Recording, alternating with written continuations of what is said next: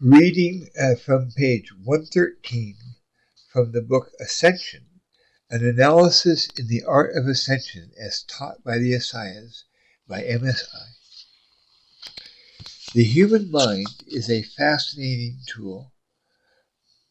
It is sufficiently complex to do anything at all. The number of neurons in the human brain is larger than the number of atoms in the entire universe.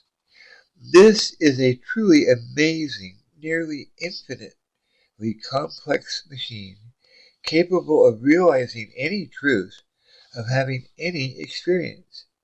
The human brain is sufficiently subtle that it can even experience consciousness itself, the most abstract essence of everything. If this remarkable machine can act in a completely unified manner, the power of its thought force is strong enough to do anything. This is what Christ was speaking of when he declared that if your faith is like a grain of mustard seed, you can move mountains. The power of the perfectly concentrated mind is quite literally unlimited.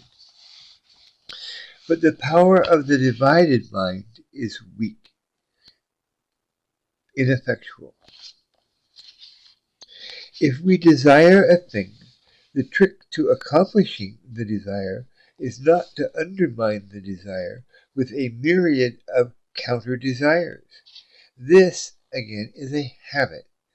The mind can be trained to think one-pointedly, or it can continue to think, as most human minds think, in conflict and diversity. Ascension's simple suggestion is that this process of retraining is not only effortless but easy, completely natural, and extremely quick. Part of the secret is to charm the mind during every phase of this transformation. The mind is always greedy for more experience, more love, more peace, more stimulation, more knowledge, always more. The fortunate fact is that the field of most already lies within. The mind just needs to learn how to take the correct angle, then the entire process is perfectly automatic. Indeed, it will be impossible to stop the new grooves in the brain from deepening and intensifying until the older grooves are overshadowed and eventually erased.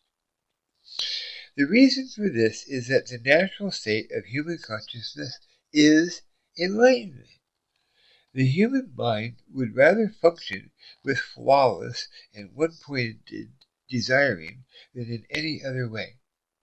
It would rather permanently experience its most expanded state than any more limited quality of its being. This requires only the slightest of modifications in the way it has been taught to view the world and its world. This miraculous transformation occurs automatically. Primarily, it is guilt and fear that keep the mind caught in the belief that it is not enlightened.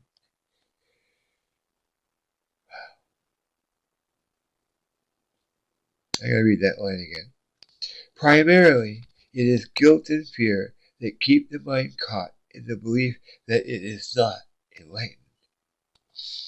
This may not be immediately obvious, but a careful and honest scrutiny of your own mind will reveal that there are usually only two kinds of thoughts: those that are based in love and are unifying, and those that are based in fear and are dividing. If you closely watch your mind for even 5 minutes, you will probably be quite astounded by the myriad of pointless and mutually contradictory thoughts and desires you experience. We have in our possession the most incredible machine in the universe, capable of experiencing any reality, competent to discover any truth, equipped to accomplish any desire. What is typically being done with this magnificent machine? The standard mode of operation is to switch between mutually contradictory thoughts and desires dozens of times every minute. If the mind were a radio receiver, it would be a switch between channels every second or so. It would make for a noisy, unpleasant reception, hard to follow.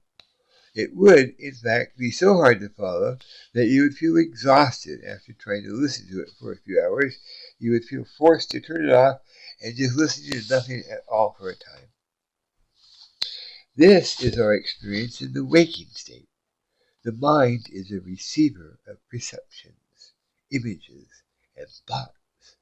They file through it in unending succession until it becomes so exhausted it has to shut down to restore its badly depleted molecular resources and subtle powers. Hence, we sleep. The mind is not just a receiver of sensory information. It is sufficiently subtle to connect directly to the mind stuff that is the fundamental constituent of the universe. The mind is a machine that connects you, the individual, to the universal source of everything, to the ascendant. When the mind is one-pointed, when its energies are concentrated as one, it is capable of not only experiencing the ascendant, but of transmitting its desires into the ascendant.